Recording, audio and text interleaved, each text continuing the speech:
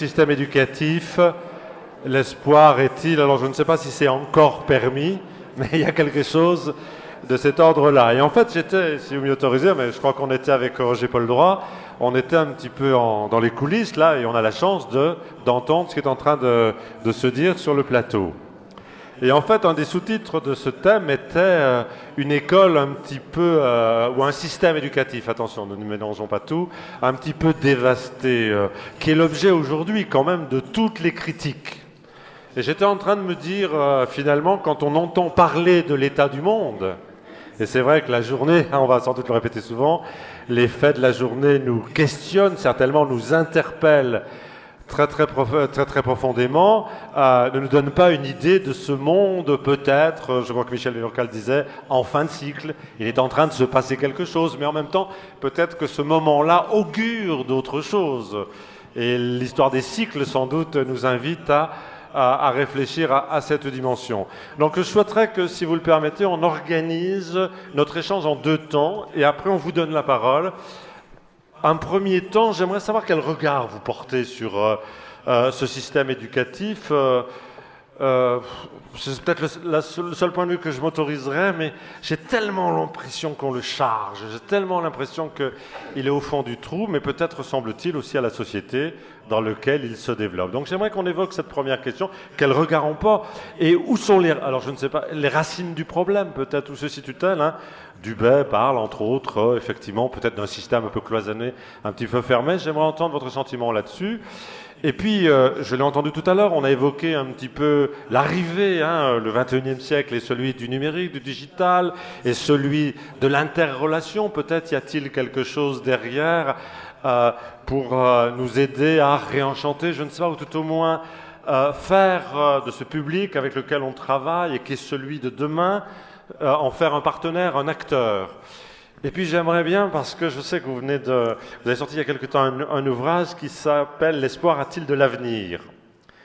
Et c'est peut-être par ça que j'aimerais qu'on termine, pour se donner un petit peu d'air, parce qu'il y a une souffrance, hein, que j'ai entendue aujourd'hui, et peut-être faut-il ouvrir une petite lucarne. Voilà. Alors, je voudrais qu'on commence par vous, Roger Paul Droit. Je vous remercie. Et je le disais, mais on le redira, ça fait du bien de temps en temps d'avoir des philosophes, parce que je pense qu'on en a beaucoup besoin. J'avais vu une chronique sur laquelle vous étiez intervenu, enfin, sur laquelle vous évoquiez votre regard par rapport à la réforme du collège. Et vous disiez, l'école, je reprends quelques mots, n'est pas une halte garderie. On n'est pas là pour s'occuper des gamins. C'est bien le jeune, mais faut-il le mettre au centre? Non, l'école est là pour nous donner des apprentissages, des savoirs fondamentaux. Et c'est fait aussi de contraintes, c'est fait aussi d'une forme d'effort. Et derrière tout ça, vous évoquiez cette question de retour à une forme d'autorité. Donc j'aimerais que vous développiez en quelques minutes. Je demanderai à Olivier de réagir par rapport à ça. Merci à vous tous et merci à vous. En quelques minutes, je vais essayer d'être le plus concis possible, parce que vous vous rendez compte que ce sont des questions vastes, cruciales et évidemment à développement multiple. Et en outre, j'ajoute que j'interviens comme généraliste, je ne suis pas un expert de la question d'éducation. En tant que philosophe, évidemment, je la sais cruciale, cette question de l'éducation, puisque on peut se dire aussi que les lamentations envers la déliquescence du système éducatif, la dégradation de la jeunesse sont aussi vieilles que notre histoire. Vous vous souvenez sans doute tous que Socrate se lamente, que les jeunes se lèvent et sont insupportables, qu'ils n'écoutent plus avec respect les maîtres, et que tout cela, finalement, va à volo. Autrement dit, l'éducation fout le camp, ça n'est pas un discours neuf. Cela dit, il y a cependant toute une histoire aussi des postures éducatives qui remontent bien évidemment à Platon. Ce n'est pas par hasard que la République, qui traite de la question de la cité juste et du pouvoir, soit en fait un livre aux 3/4 consacré à l'éducation des gardiens. La question de fond derrière cela, je ne sais même pas si on aura le temps de l'aborder ou de la creuser, mais la question de fond, c'est qui a le pouvoir sur l'éducation, famille ou État? Et cette vieille rivalité que Platon essaye de résoudre en faveur de l'État en noyautant, si j'ose dire, la famille, en faisant une éducation collective des enfants, etc., enfin toutes ces choses que l'on connaît, je pense que d'une certaine manière, elle continue aujourd'hui. Qui éduque? Est-ce que c'est la famille avec les valeurs personnelles, avec les convictions religieuses, ou est-ce que c'est la puissance publique? Et puis, je crois qu'il y a aussi une question importante qui est celle d'une violence éducative. Une violence qui, elle-même, a quelque chose d'irréductible. Je ne suis évidemment pas un partisan du knout, ni du coup de fouet, mais vous savez, il y a ces apocalyptiques récits que nous avons des maîtres du Moyen-Âge, même des maîtres de l'âge classique. On ne peut pas lire un récit sur la pédagogie jusqu'au moins au XVIIIe siècle, sans entendre parler de coups, de claques, de châtiments, enfin bref, ce dressage, qui est un dressage des corps et un dressage des esprits, prenait des formes physiquement violentes tout au long de l'histoire.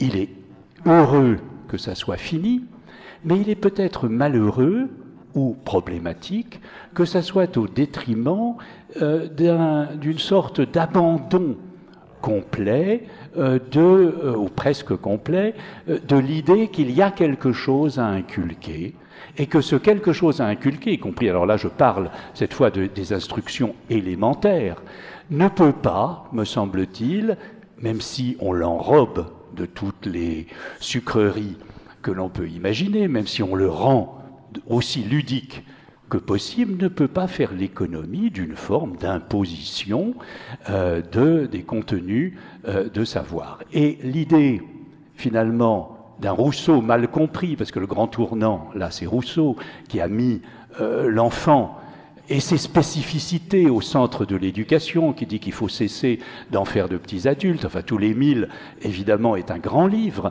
mais un livre qui a aussi une postérité qui, à mes yeux, est un peu fâcheuse, parce que si vous mettez l'épanouissement des chères têtes blondes au seul centre du système éducatif, en oubliant l'acquisition des apprentissages, en oubliant le minimum de choses à commencer à savoir pour apprendre la suite, alors il me semble que vous entrez dans ce que j'ai tendance à appeler la grande garderie, c'est-à-dire le fait que ce sont des lieux de vie et non des lieux d'apprentissage de savoir, ce sont des lieux d'agrément où l'on va faire des tas de choses jolies et des coloriages, mais pas apprendre à lire, à écrire et à compter, qui est une imposition, je le reconnais, mais qui est le premier outil de la possibilité de devenir libre. Parce que ce qu'on oublie de dramatique dans le fait que la plupart, enfin une proportion extrême et excessive d'enfants restent illettrés et de jeunes arrivent dans le secondaire sans savoir correctement lire ni écrire. Je ne parle pas de l'orthographe, de la syntaxe, de tout ça qui sont des choses évidemment réactionnaires, comme chacun sait, mais plutôt du fait de pouvoir soi-même se servir déjà, parce qu'il faut être alphabétisé pour lire Internet, parce qu'il faut, pour pouvoir se servir des outils numériques, avoir ce minimum, eh bien, ces compétences-là, évidemment, sont des outils qui, s'ils ne sont pas possédés, défavorisent les plus défavorisés. Vous savez que cette statistique-là, moi, m'avait glacé. Tout enfant qui a moins de 2500 mots de vocabulaire ne pourra, à l'âge de la scolarité, de la petite école, ne pourra plus progresser et risque surtout d'échouer partout. C'est pas qu'il va échouer en français, c'est que l'apprentissage des mathématiques, celui des sciences, etc., est conditionné par le type de langage que l'on Pour autant, pardon, juste en élément complémentaire et avant de donner la parole à Olivier, le contexte a changé aujourd'hui, c'est-à-dire qu'un enfant vit dans un environnement qui n'est pas le même que les périodes que vous évoquez, il est en contact avec le monde, il a une forme de découverte. Je ne sais pas si c'est bien formuler ce que je vais dire, mais il a une expérience, il a un vécu, et ça c'est important de le partager, et non pas de le mettre, je ne sais pas, c'est une question dans cette espèce de posture de dire, il y a des fondamentaux, il faut les apprendre, et après on pourra discuter. Il me semble en tout cas que, alors je n'oppose pas du tout une sorte de pureté du tableau noir et de la craie, et puis un monde extérieur qui, lui, serait diabolisé ou autre. Non, pas du tout.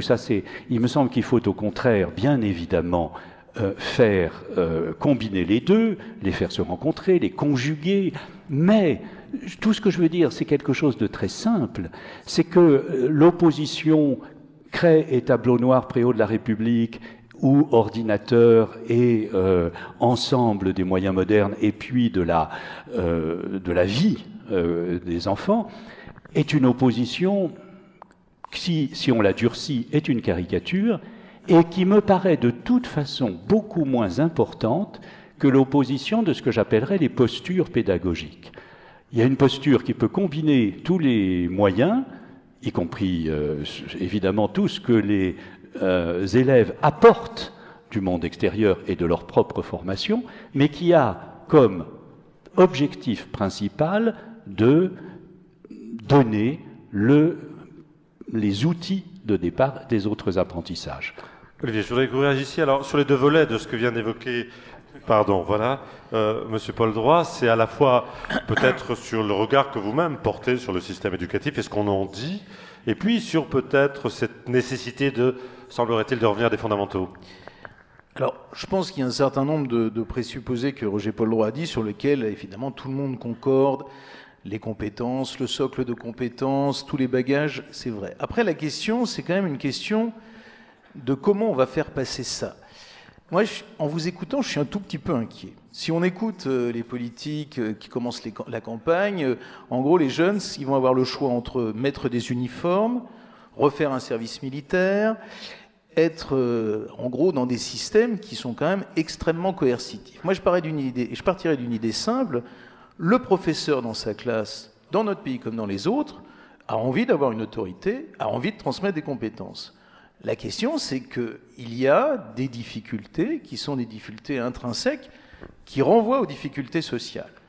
Aujourd'hui, on a quand même un avantage sur le système éducatif, c'est qu'on dispose de comparateurs, on dispose à la fois de comparateurs internationaux et on dispose aussi d'avancées, des questions scientifiques sur ça. Pour aller très vite, sur les comparateurs internationaux, on a une enquête que, évidemment, tout le monde cite, mais on la cite parce que c'est une bonne enquête, qui s'appelle PISA.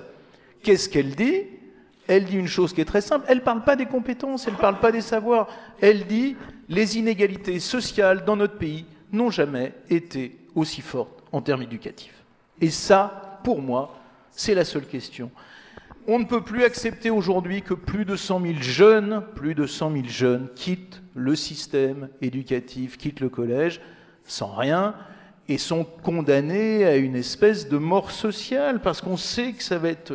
Donc, il y a une vraie difficulté. L'autre chose que l'on sait, et on sait en particulier parce que les sciences cognitives, quand elles sont liées à l'éducation, montrent que la manière de transmettre doit changer. On sait qu'il y a des choses il y a des méthodologies aussi pour les enseignants qui sont nouvelles.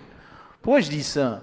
Parce que, à mes yeux, le problème, il est plutôt d'essayer de faire bouger un certain nombre de lignes sur l'école. Il est d'essayer de voir où il faut intervenir, il est d'essayer de comprendre comment les efforts doivent être gradués, il est, ce qui est quand même extraordinaire, un sujet comme la carte scolaire, elle a été mise sous le tapis, on n'en parle plus, elle est d'essayer de voir, et vous défendez ce qu'on défend tous, moi je suis aussi professeur des universités, on défend tous d'avoir un amphi comme aujourd'hui qui écoute. Évidemment que c'est bien un amphi qui écoute, mais de grâce aussi, remettons des valeurs un peu... Pourquoi pas le bonheur à l'école ? Quand ça marche en Finlande, quand ça marche dans des pays comme ça, c'est aussi parce ils créent un climat différent. Et sur ce qui sont les milieux difficiles, les milieux sociaux compliqués et tout, nous savons très bien qu'il faut aller vers du tutorat, il faut faire des méthodes adaptées, et il faut prendre en compte ces choses-là. Et on en parlera, j'espère, tout à l'heure. Quand on est à l'écoute aussi d'un certain nombre de publics. Nous le faisons au conservatoire, notamment pour les jeunes qui sortent du bac pro. Eh bien, ça marche. C'est-à-dire que soyons aussi sur, si vous me permettez, une espèce d'utopie éducatrice. Oui, quand l'éducation est faite aussi à l'écoute aussi des jeunes. Je finirai juste sur un point. Sur l'autorité, c'est pour ça que c'est assez amusant la campagne qui se passe. Je dois être de la dernière génération qui a porté des blouses dans les lycées. Bon. Honnêtement, blouse bleue, blouse grise. Honnêtement, ça ne m'a jamais facilité mes études. Et je pense que cette idée du retour qu'on entend de plus en plus voilà, dans les médias, que un certain nombre de candidats me semble absolument surréaliste et encore plus déphasé par rapport aux jeunes d'aujourd'hui. Donc, je suis un peu... Voilà, je pense qu'il faut rétablir... Olivier, est-ce qu'en même temps... Attendez, non, je vais continuer 30 secondes et je vous laisse répondre. Est-ce que vous n'avez pas en même temps le sentiment parfois qu'on fait porter... C'est intéressant la remarque... qui rentre aujourd'hui, qui participe du processus éducatif, hein, vous l'évoquiez tout à l'heure. Est-ce que c'est la famille? Est-ce que c'est d'abord l'école? On peut s'interroger aussi, mais c'est plus simplement, me semble-t-il, la famille, l'école, c'est aussi l'environnement. Mais est-ce qu'on ne fait pas porter à l'école une responsabilité beaucoup plus lourde que ce qui est la sienne? C'est-à-dire que ça nous dispense peut-être de regarder ailleurs. Ah ben, l'école est conçue comme la réponse à tous les maux et à tous les problèmes. En même temps, c'est pas mal de se dire que voilà, le renouvellement des générations, la formation, c'est essentiel. Après, la question de qui doit agir, je pense qu'il faut faire confiance profondément dans les enseignants et avoir confiance dans les enseignants. Je pense aussi, et c'est très clair, et tout le monde constate ça, qu'il y a un formidable sujet qui est la formation continue des enseignants, parce que aujourd'hui, un enseignant va démarrer, il va être formé, et à peu près, pendant 40 ans, personne ne lui fera une vraie formation.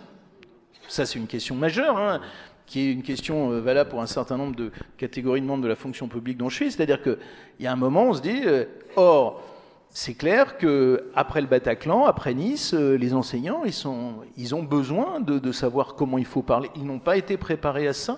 Bon. Alors après, la question que vous posez, c'est quel acteur est décisionnaire? Ça, c'est une vaste question. De par ma position, j'ai tendance à dire qu'il faut aussi évidemment responsabiliser les responsables des structures. Il faut que les directeurs d'école puissent faire des projets d'établissement. Il faut qu'il y ait, Jean-Marie Cavada le disait dans les débats précédents, mais il faut qu'il y ait beaucoup plus d'autonomisation réelle. En même temps, en France, soyons très clairs, on a une difficulté à penser la capacité d'autonomie. Nous sommes, nous, établissements d'enseignement supérieur soi-disant autonomes. Or, dès qu'on va changer, dès qu'on va refaire l'amphi, on va être obligé d'aller demander au ministère l'autorisation. Donc, il y a quand même un problème. Et puis, juste pour conclure sur ça, super, il faut que les directeurs d'école aient leurs projets, il faut qu'ils puissent construire un projet collectif avec leurs enseignants, mais il faut aussi qu'ils aient les moyens matériels et administratifs de construire cette politique-là. Et on est un peu loin du compte, parce que beaucoup restent très centralisés, et que ce fonctionnement déconcentré, on pense tous que c'est la meilleure solution, mais on n'en est pas extrêmement proche. Alors, je sais pas, là, vous vouliez réagir, je vous ai interrompu, vous souhaitiez réagir aux propos, ou les poursuivre, ou les prolonger? Oui, il y a beaucoup de points sur lesquels je suis tout à fait d'accord avec vous, et je ne voudrais pas avoir l'air comme ça du méchant réactionnaire passéiste. Je n'ai aucune nostalgie des blues. Je crois que les blues me donnent plutôt le blues que la blues. Mais il y a un point dans ce que vous avez dit sur lequel juste je voudrais revenir, parce que là j'aurais un point de désaccord, c'est quand vous parlez du bonheur. On ne se donne pas pour but une école austère, grave, coupée du monde, figée sur le passé, je serais le premier à en convenir et à en être d'accord. En revanche, que le but de l'école soit d'organiser des bulles ou des lieux de bonheur, ça me paraît tomber dans le défaut qui est celui de notre époque aujourd'hui, où tout devrait être bonheur. Les entreprises sont des lieux de bonheur. Moi, je crois que c'est plutôt des lieux de travail ou de production, que mieux vaut n'y pas souffrir. Nous sommes d'accord, l'un n'empêche pas l'autre, mais si le but de tout, partout, tout le temps, c'est le bonheur, c'est un but illusoire parce que ça signifie, j'ai écrit un petit livre là-dessus qui s'intitule « La philosophie ne fait pas le bonheur » pour montrer, contrairement à ce qu'on nous raconte, que c'est une illusion. Non pas que je fasse l'apologie du malheur ou de la souffrance, mais tout simplement le bonheur actuel signifie élimination du négatif. Il signifie, si vous voulez, le rêve parfaitement illusoire d'un monde sans effort, sans douleur, sans souffrance, sans maladie, sans mort, sans négatif du tout. Et ceci, évidemment, n'existe pas et que nous devions tous faire le plus possible pour minorer le négatif, la souffrance, la douleur ou la pauvreté.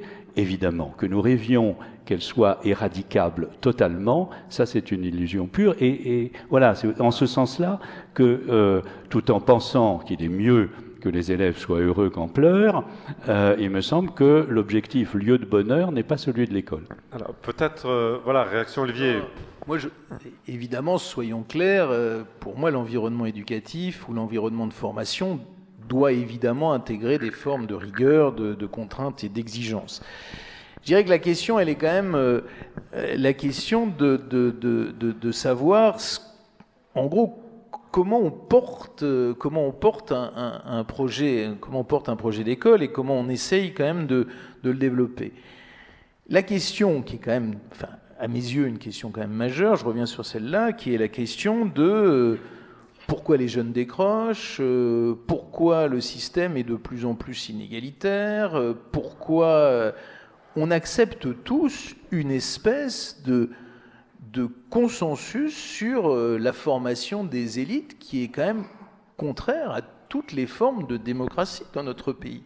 On accepte, non, juste pour, on accepte qu'il y ait une filière au lycée qui est la filière S, on accepte qu'il y ait des classes préparatoires, on accepte qu'il y ait des grandes écoles, et on accepte en gros qu'on fasse très vite un trou de 10% dans le tuyau, qui ira faire, et je reviens sur la nomenclatura dont parlait Jean-Marie Cavanac, en gros, on accepte ce système-là. Moi, je dis toujours que, voilà, on a pas mal de collègues enseignants dont le rêve serait que leurs enfants, précisément, n'aillent pas à l'université, mais aillent dans des filières qui sont... Donc, il y a quand même une vraie question sur comment le système de formation, et ça, 80% des décrocheurs décrochaient déjà en CP. Donc, il y a un problème. Honnêtement, vous parliez de chères têtes blondes, dans plein d'écoles, c'est plus des têtes blondes, et il y a un problème spécifique qui suppose des réponses très spécifiques. Alors voilà, je voudrais qu'on rentre dans les réponses. Vous avez beaucoup évoqué, vous, et vous êtes très attaché à ce que vous nommez l'innovation pédagogique. Et il y a effectivement des modalités, finalement, qui ne s'opposent pas à la rigueur, hein, c'est bien ce que j'ai compris, mais qui, pour le coup, vont avoir cette capacité à mettre des gens en stratégie de réussite, hein, c'est ce que j'entends. Hein. Vous pouvez nous en parler un petit peu, mais pas de l'école Vaucanson, par exemple. Alors, je profite d'avoir cette tribune, offerte par la tribune, pour vous parler effectivement d'un certain nombre de projets, de dispositifs qu'on porte au sein du conservatoire et dont on considère qu'ils sont l'une des réponses possibles. Hein, soyons clairs, nous n'avons pas la prétention de répondre à tout et nous ne sommes pas... Bon. Le dispositif auquel vous faites allusion, c'est un dispositif donc, qui s'appelle l'école Vaucanson, dont nous sommes assez fiers parce que c'est un dispositif qui accueille des bacheliers professionnels, qui leur permet de s'inscrire en filière générale, en licence générale, et puis qui leur permet d'avoir, au bout de 3 ans, une licence générale, une licence comme toutes les licences que délivrent les autres établissements. 80% d'entre eux réussissent. 80% d'entre eux réussissent. Dans les universités de notre pays, 1 à 2% réussissent en première année. Alors pourquoi ? Alors, la réponse, elle est là, et c'est ce que nous testons en grandeur nature, ce que nous développons. Il y a 2 réponses qui sont très claires. Et la première réponse, c'est que ces jeunes font cette licence générale et vont en apprentissage, et nous sommes convaincus de l'importance de l'apprentissage et du travail en entreprise, du travail sur un terrain où, je vais vous faire rire, les contraintes existent, donc ils sont dans un univers contraint. Et puis nous sommes très convaincus aussi que, voilà, qu'il y a et c'est un peu la révolution par rapport à l'école qu'on a pu connaître ou à l'école traditionnelle, il y a effectivement des méthodes pédagogiques qui marchent et qui sont différentes. La pédagogie inversée, qui est de mettre l'apprenant au cœur du dispositif, qui est de construire du projet, qui est que le jeune, alors il aura peut-être pas du bonheur, mais il sera valorisé, il construira quelque chose, ça marche. Et quand vous voyez les jeunes qu'on a repris, qui étaient des bacheliers pro et pas les bons bacheliers pro, qui n'avaient aucun avenir crédible dans un système tel qu'il est formaté dans notre pays, quand vous les voyez rentrer en master à Dauphine, quand vous les voyez revenir et répondre aux attentes, oui, nous avons la faiblesse de penser que ce dispositif-là.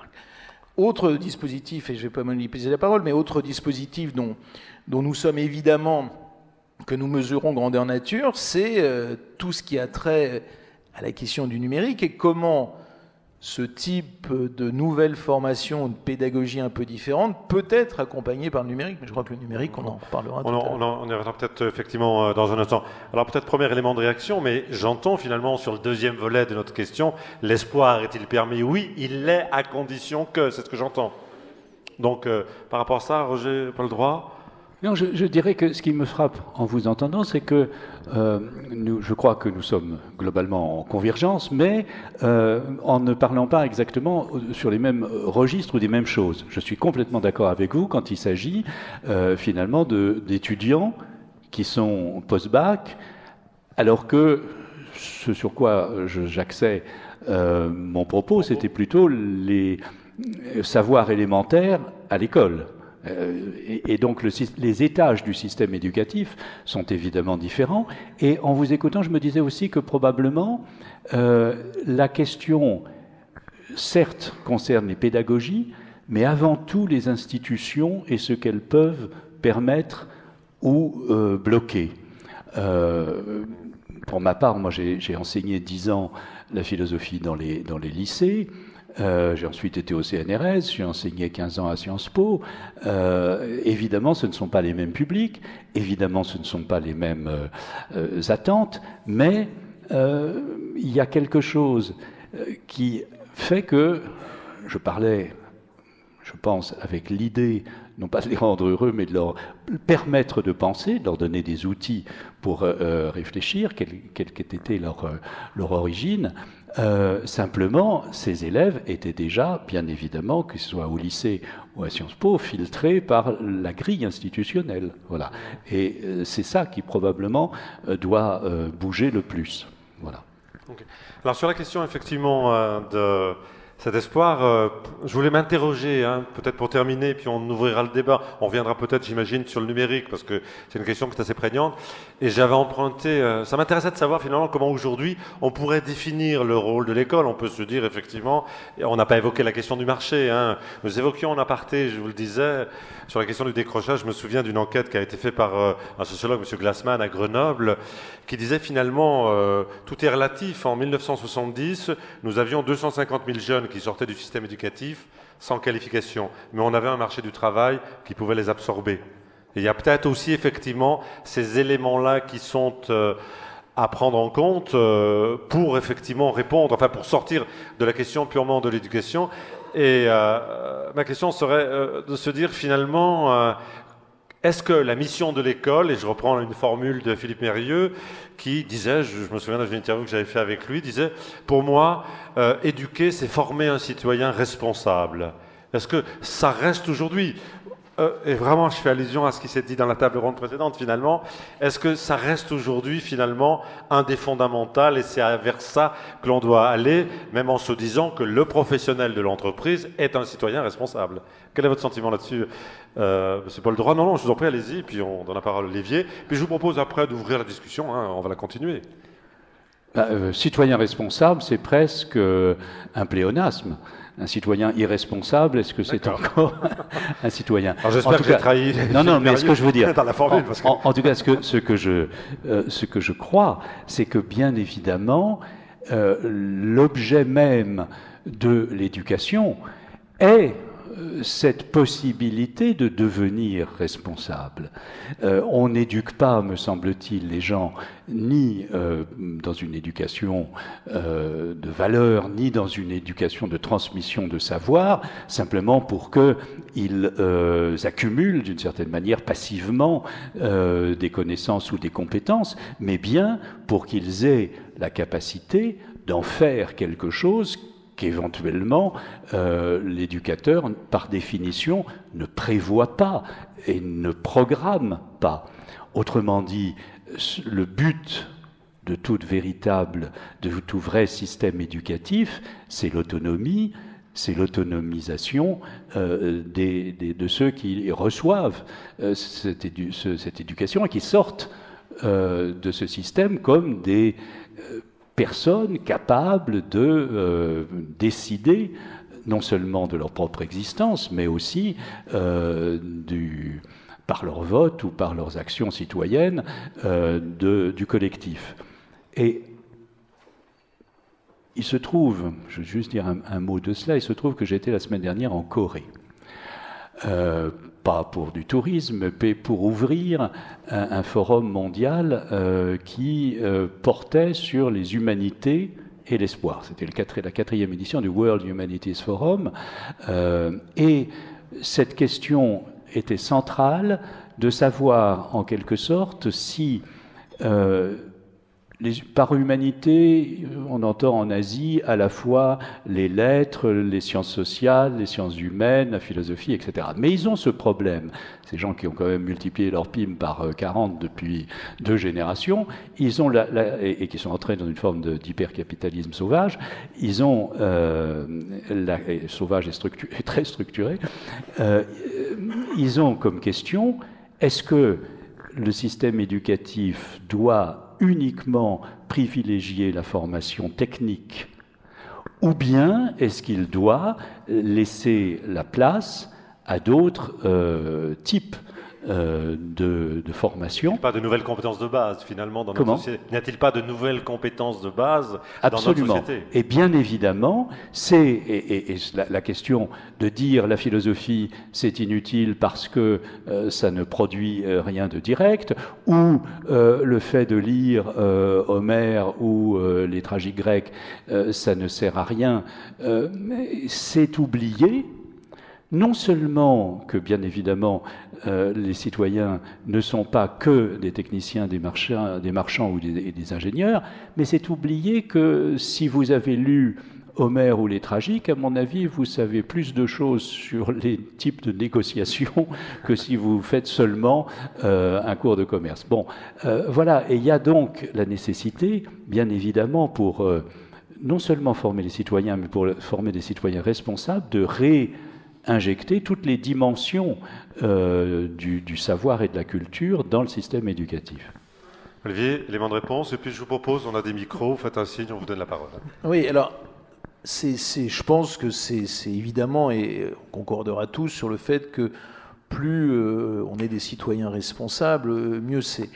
Après, la question, elle est quand même et on rejoint le débat on fait peser sur l'école un peu tous les maux de notre société, parce qu'on lui dit, voilà, l'école, vous allez un peu redresser les questions, on va faire la transmission, et puis on va en faire un formidable outil de formation politique.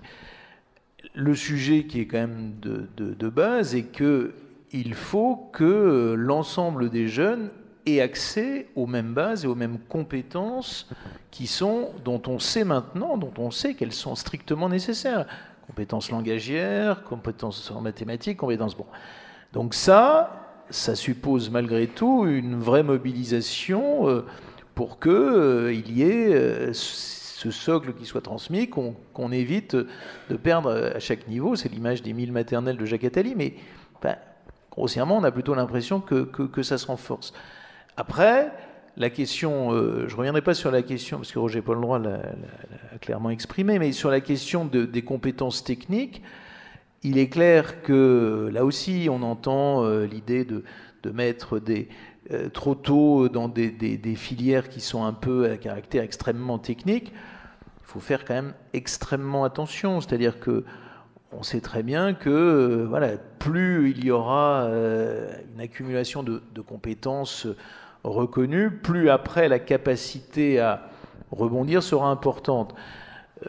Ce qu'on sait, ce qu'on voit aujourd'hui, c'est que très clairement, il faut préparer les jeunes pour demain, mais il faut aussi les préparer pour après-demain, parce que quoi qu'il arrive, la vie professionnelle, les carrières seront des carrières par étapes. Donc, plus on leur donne un socle solide à l'école, au collège, au lycée, plus ils sont capables aussi d'appréhender d'éventuels changements. Donc, rentrer dans des voies techniques dont on ne sait pas trop si elles seront pérennes présente quand même un risque important.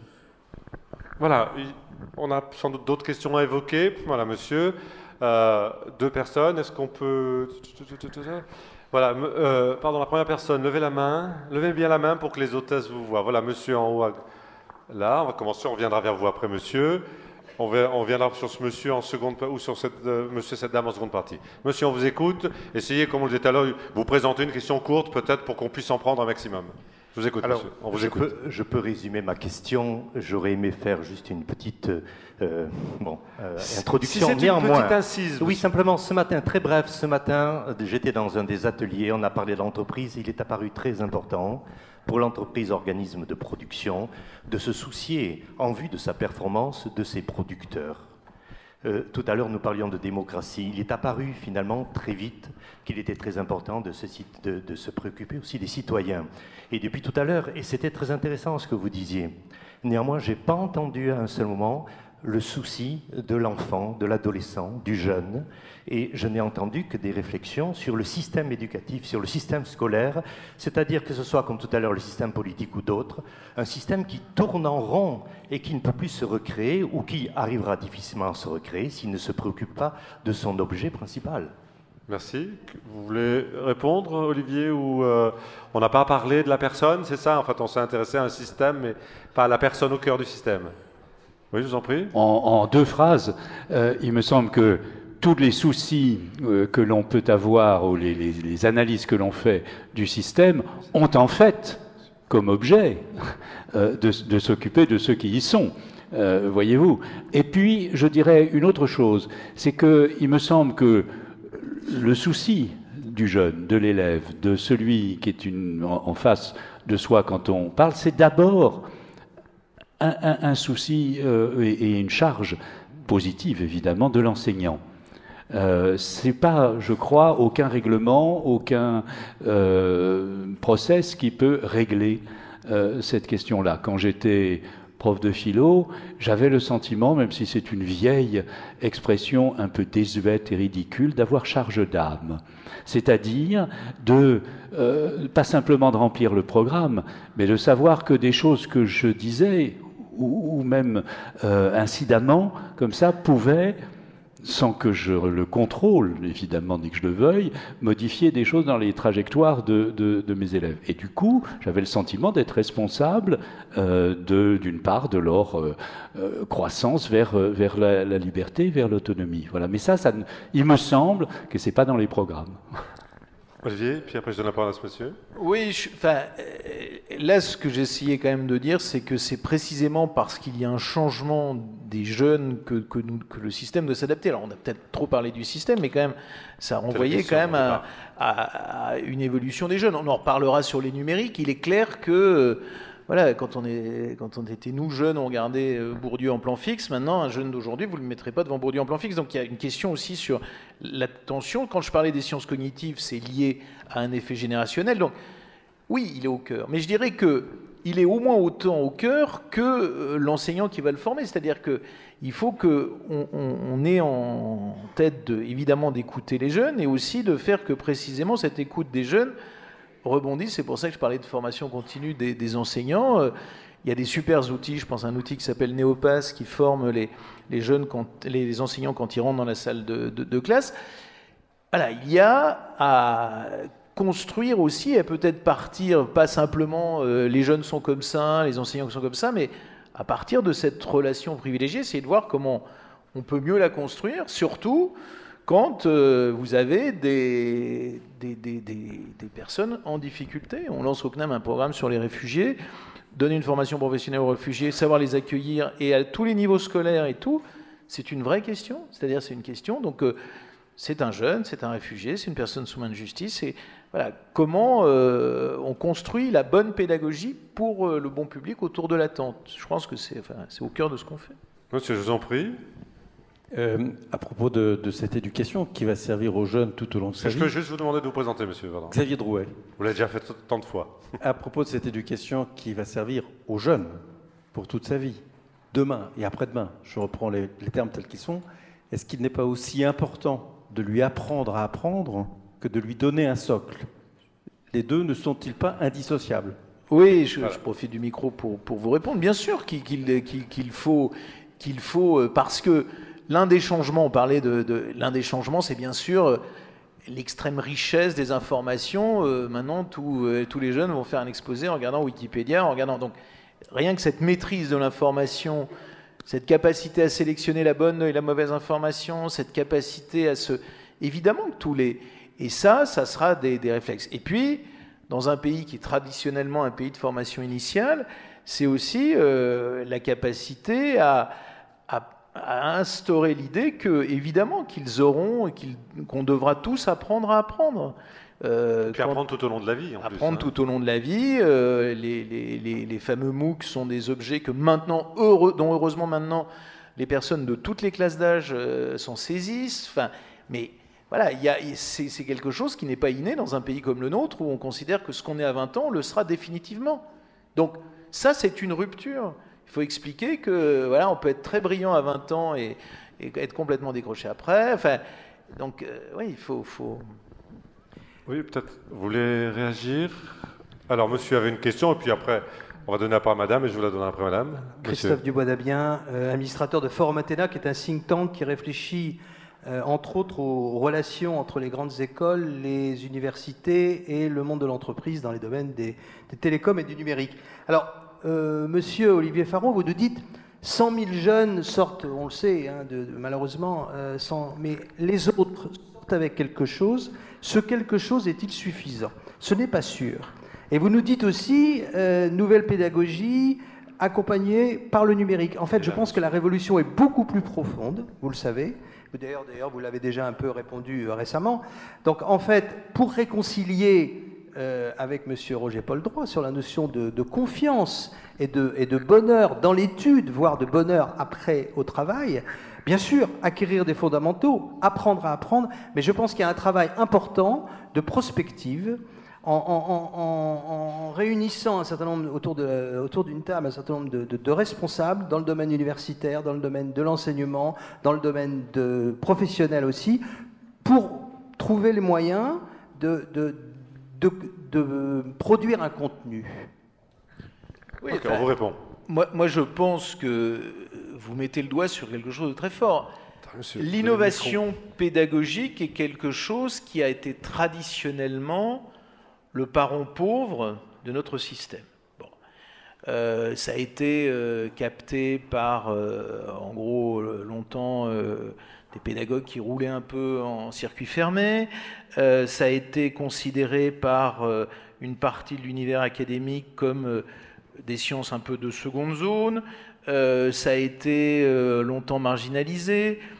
Les institutions de formation des enseignants ont obtenu, quoi qu'il arrive, des succès mitigés. Enfin, on peut la faire longue comme le bras, mais c'est une vraie question. Là aussi, je pense qu'il faut, et c'est la question d'apprendre à apprendre, il faut dire très clairement que les enjeux, beaucoup des enjeux, et qui dépassent le cadre de la formation, qui sont de la transmission des connaissances dans l'entreprise, passent par ces sujets de comment on fait de la bonne innovation pédagogique. C'est assez drôle parce qu'il y a une institution... vous parliez des grandes écoles, il y a une institution suisse, l'École Polytechnique Fédérale de Lausanne, dont tout le monde parle. Ce qu'elle fait de mieux, probablement, c'est son labo d'innovation pédagogique. Donc, il est clair que ça, c'est un nouvel enjeu, c'est un enjeu extrêmement fort. Notre pays n'est pas forcément bien préparé par rapport à ça quand on pense à la Belgique ou à la Suisse.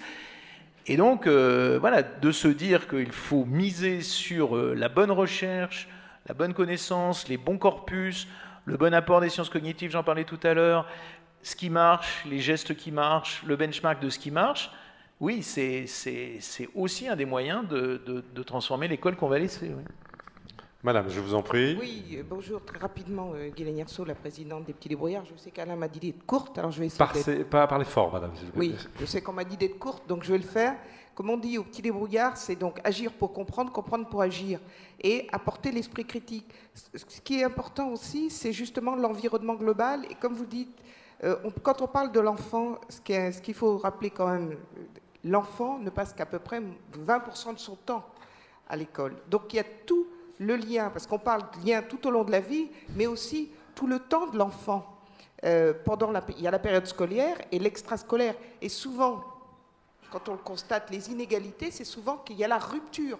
Et justement qu'on n'assure pas assez le lien. La rupture, c'est-à-dire, madame, entre quoi et quoi? La rupture dans l'écosystème social, le système éducatif, entre l'école et après. Il n'y a plus souvent de lieu de continuum, voilà exactement, tant dans la journée et tout au long que l'enfant est éduqué ou pas, justement, et puis la priorité aussi à mettre la formation tout au long de la vie. Donc, ces lieux où, justement, il y a le lien qui se fait dans la journée et d'une façon temporelle sur tout au long de la vie. C'est justement l'analyse, c'est la rupture de lien. Et pour terminer, le numérique pourra-t-il ou ne pourra-t-il pas justement amener ces lieux où s'exercent justement ces liens, les Fab Labs, tout un tas de lieux qui vivent? On va vous répondre, madame. Premier élément peut-être de réponse que je sais que... Non, vous pouvez répondre, monsieur Paul Droit, si vous le souhaitez. Hein.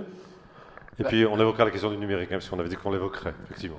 Bon, je vais très vite, je n'ai pas de solution, c'est-à-dire que vous avez un bon diagnostic, je crois, en disant qu'il y a des univers distincts et que un des grands problèmes, évidemment, c'est le hiatus, le fossé parfois même, entre ce que l'enfant vit tout au long de sa semaine ou de sa journée, en contraste avec le système éducatif. Alors il faut essayer de faire des ponts. Je ne crois pas qu'on puisse annuler vraiment l'écart, mais est-ce que c'est le numérique qui le fait? En partie, mais en petite partie seulement, et je n'ai pas malheureusement de solution comme ça à sortir d'un chapeau. Peut-être sur la question numérique. Hein. Un mot sur... c'est un sujet énorme qui est le sujet du numérique. On réussit, c'est très récent parce que c'était difficile d'avoir des cohortes sur ça. Quand on étudie cette question-là, on se rend compte qu'aujourd'hui, et le constat est très clair, ce qui marche le mieux quand on pense aux grands modes de transmission, que du présentiel, que du numérique et de l'hybride, c'est-à-dire les deux, très clairement, et tous les éléments le montrent, ce qui marche le mieux, très nettement, c'est l'hybride. Alors ça veut dire quoi? Ça veut dire que, évidemment, le numérique, puis c'est le monde des enfants, enfin, je veux dire, ils sont... donc, c'est leur monde, donc il y a la nécessité de construire les bons outils. Mais il est clair aussi, c'est pour ça que je parlais de la relation privilégiée quand même entre un enseignant et ses élèves, la transmission est forcément le bon accompagnateur. Les MOOC, il faut dire aussi, et on est les premiers à le dire, on est très fiers de faire beaucoup de MOOC, mais voilà, il y a 15 à 20% des gens qui suivent les MOOC jusqu'au bout, parce qu'il n'y a pas... Bon, donc, c'est à la fois rassurant et important. Aujourd'hui, on parle souvent de solutions de formation qui sont exclusivement par le numérique, d'établissements qui font ça et autres. Il faut être très clair, ce qui marche, c'est précisément quand on construit, quand on rebondit, ce qui d'ailleurs demande aussi aux enseignants eux-mêmes de faire bouger leur pédagogie, parce que traditionnellement, quand vous passez un concours de recrutement dans notre pays pour avoir un CAPES de français ou d'histoire, on introduit peu cette dimension-là. Donc il y a cette vraie question d'un maillage des formations qui est importante. Alors, je vais donner la parole à madame qui l'avait demandé un peu avant. Monsieur, j'ai vu qu'on vous a donné un micro, puis on a 2 personnes ici. Voilà, ces 2 personnes. Voilà, et puis après, pardon, il va falloir qu'on arrête parce qu'il y a la prochaine table ronde qui se prépare. Madame, je vous en prie. Bonjour, Géraldine Villani. Je voulais juste revenir sur le fait que oui, il me semblait important d'apprendre à comprendre, pas que apprendre à apprendre, mais apprendre à comprendre. Et deuxième point, c'est apprendre à oser. Pour les enfants, comme pour les adolescents, comme pour les jeunes adultes, comme pour les adultes, lorsqu'on parle de formation On a des formateurs, donc du formatage. En début de journée, on parlait d'innovation, de capacité à oser. Comment on travaille là-dessus, justement, pour que les jeunes puissent comprendre et oser. Merci. Alors, qui répond Voilà. Alors, je crois qu'il faudrait, pour y parvenir, rendre de la confiance dans le risque. Voilà, c'est quelque chose de cet ordre-là. Si j'avais une brève définition de l'audace à donner, l'audace, c'est la volonté que l'on ajoute à la probabilité. C'est-à-dire que si mes probabilités d'action sont égales à 1, je suis sûr d'y arriver, je ne suis pas audacieux pour une seconde. Si elles sont égales, mes probabilités de réussite à 0, si j'y vais, je suis un idiot, tout simplement, ou un téméraire. Mais tout se passe, et c'est ça la question de l'audace, lorsque on a un certain nombre de chances de faire quelque chose, de parvenir, de réussir un projet, mais que c'est évidemment loin d'être gagné, et qu'il y a un surcroît, c'est la vieille formule, de la fortune qui sourit aux audacieux, c'est dans Virgile, et c'est l'idée finalement que, voilà, forcer le destin, prendre un risque, c'est aller un tout petit pas, plus ou moins grand, mais un pas au-delà de la probabilité. Alors, monsieur, je crois, pardon, allez-y, on vous donne la parole. Oui, merci. Juste une remarque à propos de la blouse, une anecdote. Ma fille, quand elle était au collège, m'avait dit « J'aimerais bien être dans une école où il y a un uniforme ou une blouse, comme ça je ne perdrai pas un quart d'heure à décider ce que je vais me mettre. » Je pense que dans les contraintes, il y a aussi un aspect qui il y a des vertus à tout, finalement, qui peut être libérateur ou égalitariste. Ma question est la suivante. Vous avez l'air d'être d'accord sur le fait qu'il y a un nécessaire socle minimum à acquérir. Ce que je comprends quand même, que ce socle, il est principalement de nature, sur le plan du contenu, intellectuel. C'est-à-dire que c'est un socle qui est constitué d'un savoir-faire intellectuel dans le domaine de la compréhension du monde, des mathématiques, des sciences, etc. Or, je pense que l'éducation, c'est une confrontation avec le monde qui se constitue de matière, qui est constitué de la nature, etc. Et je pense que le système aujourd'hui souffre du fait que l'intellectuel est priorisé, c'est-à-dire qu'il est le socle minimal à acquérir pour pouvoir prétendre à autre chose. Et je fais le rapprochement avec le populisme qui surgit aujourd'hui, dans lequel une des cibles qui est visée, c'est les intellectuels. Je me dis, est-ce qu'il n'y a pas la nature à faire une analyse politique, en quoi cette méthode d'éducation est source aussi d'échecs et de frustration qui peut aller jusqu'à la politique. On vous répond, monsieur. Monsieur Paul-Droit, je vous en prie, peut-être. Olivier. Je vous laisse tout de suite. Je vous répondrai à deux choses. Je crois que vous avez raison, mais d'autres l'ont dit déjà depuis longtemps. Rousseau ne cesse de dire cela dans les 1000, si vous le relisez. Et il me semble que beaucoup plus proche de nous, John Dewey, un des grands penseurs du pragmatisme américain, mais qui a été aussi lui-même un grand éducateur, insiste sur cette nécessité d'un apprentissage et des connaissances, non pas simplement par des voies intellectuelles, mais par des découvertes pratiques, comme si, je fais très court, mais comme si chaque enfant devait utiliser son besoin, chaque jeune son besoin et son désir de découverte pour refaire pour son compte des découvertes scientifiques ou techniques en s'immergeant dans des situations pratiques. Oui, alors, je pense que si on aboutit à la fin de cette table ronde à dire qu'il faut que l'école ne fasse que des intellectuels, faut quand même, l'école doit renouveler au mieux la nation, doit proposer ce, dans un monde idéal, dont la nation a besoin. Moi, je voudrais aborder par rapport à une question comme ça avec deux éléments qui me semblent importants. Premier élément, de toute façon, il va falloir essayer de mieux réussir les questions fondamentales, de voir quelle potentialité ont les jeunes, qu'est-ce qu'ils ont besoin et envie de faire. Alors, c'est compliqué de leur dire, là aujourd'hui c'est comme si on leur mettait un pistolet sur la tempe une année avant le bac ou une année après à 18 ans, ils ont d'autres pensées en tête, donc il y a une vraie question. Mais il faut construire avec eux leur potentialité.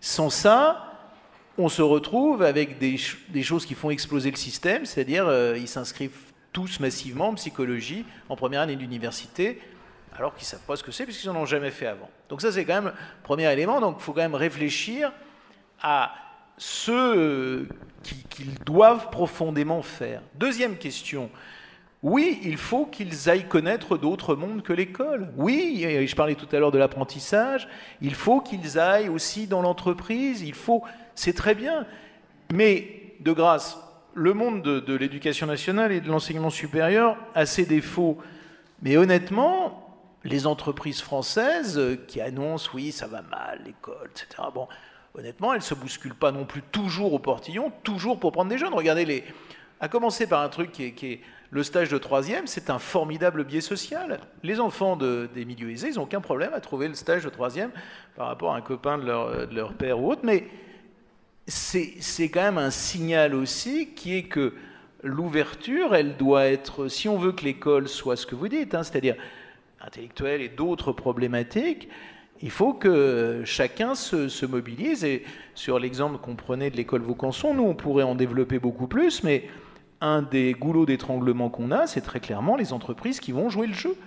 Et demander à une entreprise de prendre un jeune bac pro qui n'a pas forcément eu le très bon bac pro, qui n'est pas dans les critères du futur cadre d'une boîte du CAC 40, les entreprises, on leur demande de les prendre pour 3 ans. Voilà, c'est un vrai combat. Je salue notre directeur du centre de formation des apprentis qui le fait très bien, mais voilà, il faut qu'on bataille parce que convaincre les entreprises, c'est du boulot. Voilà, 2 dernières questions, pardon, parce qu'il va falloir qu'on passe à la table ronde suivante. Soyez concis, si vous voulez bien, monsieur. On va arrêter, monsieur, j'en suis navré, parce qu'il faut qu'on passe à la table ronde suivante. Monsieur et madame derrière. Bonjour, Paul Marcadet, je suis entrepreneur, mais surtout père de 3 filles. Et vous avez parlé de la reproduction sociale, de la réussite, mais aussi de l'échec. Vous avez parlé des décrocheurs qui sont sûrement très souvent des fils de décrochés ou des enfants de décrochés. Et je me souviens de la phrase qui m'a beaucoup marqué de mon père, qui m'a dit un jour: on peut être formé à tout, sauf à la plus grande responsabilité qu'on puisse prendre dans la vie, qui est celle d'être parent. Or, le monde change à une vitesse hallucinante. Je ne peux plus former mes enfants au monde auquel j'ai été formé. Donc, quelle école pour les parents demain ? Ouais. Alors ça encore, c'est tout un programme. On essaie de répondre rapidement. Et puis,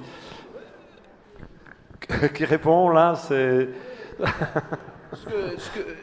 Je pense que la question que vous posez, c'est la question de fond qui est, je dirais, la maîtrise du système. C'est-à-dire, on demande aux parents de faire 2 choses, enfin plusieurs choses, mais 2 choses contradictoires, d'avoir une maîtrise du système, et puis en gros d'essayer de la faire passer, d'essayer de conditionner leurs enfants. Pour moi, alors je vais être extrêmement drastique, j'ai une position très drastique.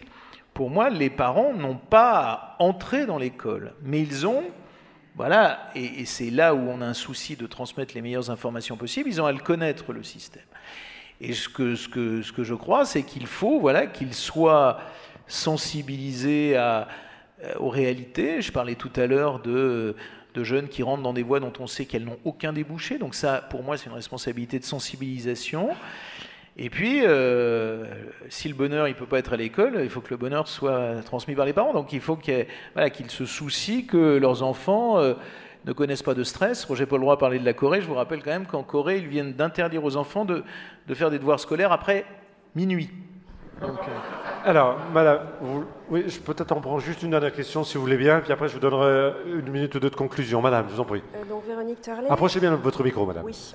Donc Véronique Turlet, en fait, la question c'était autour du système éducatif.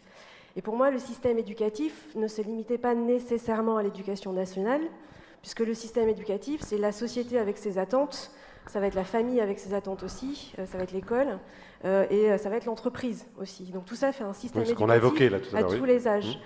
Est-ce que, du coup, l'important, on a vu que la démocratie, ce n'était pas vraiment la démocratie, on a vu qu'on apprenait, mais qu'en fait, on apprenait des choses dont on n'allait pas forcément avoir besoin plus tard.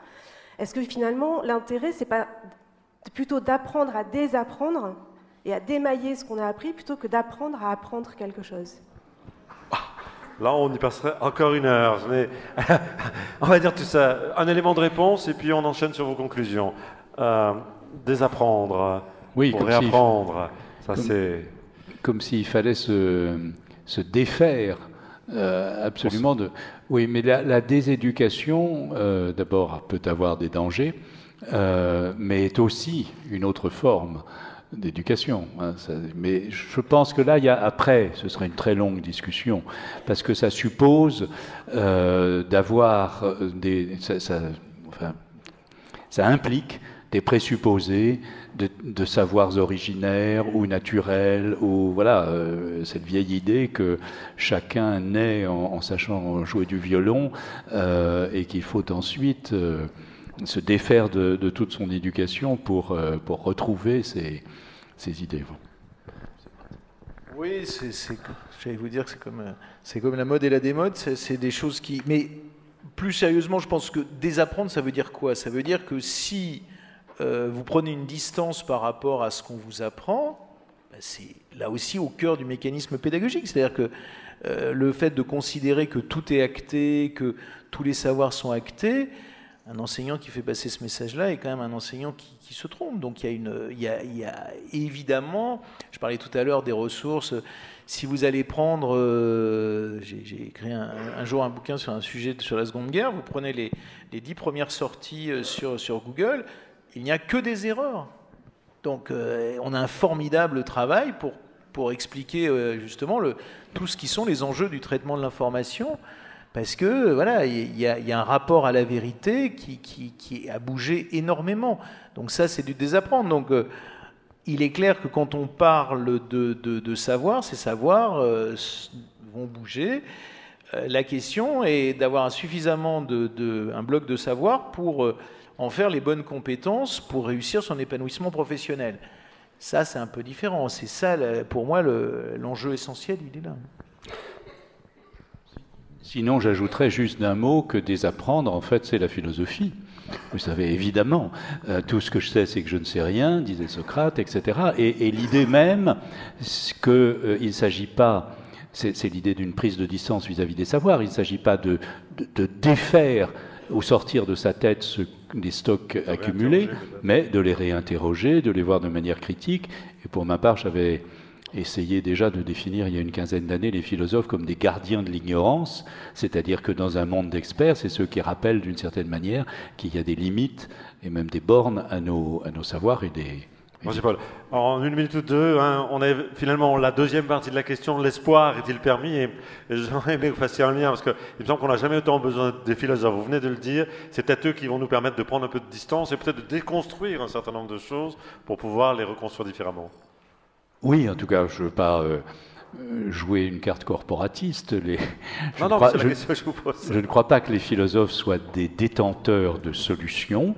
Je pense que c'est plutôt des fournisseurs d'outils, de possibilités d'agripper un certain nombre de questions et ensuite à chacun de faire son chemin avec. Si j'ai encore un mot, je choisirais pour conclure un mot d'Erasme, qui, en latin, dit ce qu'est enseigner. Quand on lui demande qu'est-ce que c'est enseigner, qu'est-ce que c'est l'éducation, il répond, et c'est, vous allez voir, difficile à traduire, voire intraduisible, que enseigner, c'est repuerescere. Puer, l'enfant. Repuerescere, apparemment redevenir enfant, se remettre dans une posture d'enfant. Mais ça va pas, c'est pas retomber en enfance, c'est pas devenir infantile, c'est pas faire l'enfant. Alors il faudrait gloser, puisqu'on peut pas traduire, c'est tout en étant un adulte qui parle à un plus jeune, se mettre, tout en restant adulte, à la place du plus jeune pour qu'il entende quelque chose. Et cette mise à la place, qui est évidemment fictionnelle, qui est évidemment une posture, je dirais que tout ce que nous avons dit cet après-midi, ou depuis 1 heure, c'est que finalement, alors que Erasme, lui, pense à, j'ai envie de dire, un enfant éternel face à un adulte éternel, nous avons des enfants mutants, nous avons des jeunes différents, et il faut se mettre, en tant qu'adulte, à la place de jeunes qui sont dans une posture singulière, chaque fois différente, dans des époques, dans des techniques et dans des milieux. Et ça ne simplifie pas la tâche, mais ça la rend, je pense, stimulante. Voilà, un petit mot pour conclure, Olivier, vous voulez bien? Moi, je voudrais, comme c'est la période des promesses électorales, qu'on rêve d'une utopie, tous ensemble, pour conclure, qui serait que on reparte de l'idée qu'il faut qu'à un moment, les jeunes de notre pays vivent ensemble, connaissent ensemble, réfléchissent ensemble.